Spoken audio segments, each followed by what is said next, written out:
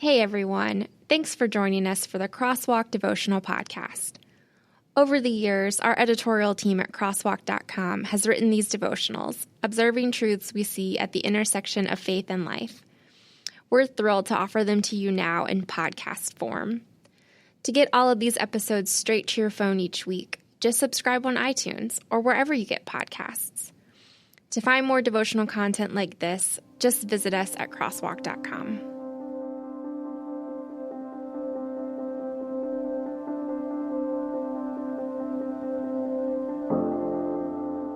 Lessons from a Superhero, written by Ryan Duncan, read by Micah Ness. And the Word became flesh and dwelt among us, and we saw his glory, glory as of the only begotten from the Father, full of grace and truth. John 1:14. Who is your favorite superhero? If you asked me, the answer would be Aquaman. And most people might find that surprising since, let's face it, Aquaman has never been that popular of a superhero.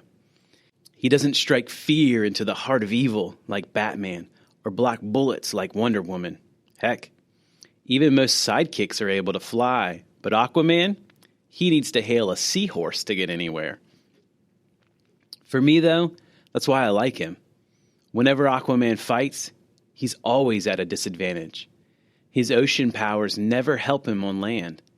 But despite that, he still fights the bad guys and wins. It's easy to be brave or strong when you have the home field advantage. But what happens when the tables are turned and you find yourself in enemy territory? This all sounds pretty corny, I know. But things like this remind me of what Jesus faced when he became a man. We Christians are quick to quote Jesus' death on the cross, the sacrifice he made so that we could be forgiven. But sometimes I think we forget about his life. We forget the miracle that occurred when a holy God chose to step into a world overrun by sin. Can we even begin to imagine what it must have been like for the all-knowing, all-powerful God of the universe to become a human? To understand the indignity of stubbing a toe or skinning a knee, the frustration of being confined to a small desert when the whole universe could not contain him. The humility required to endure hunger and thirst. Meanwhile, the devil stood in the background promising release, offering to make everything the way it was if Jesus would only pay a small, insignificant price.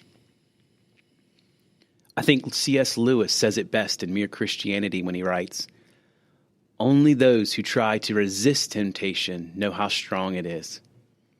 We never find out the strength of the evil impulse inside us until we try to fight it.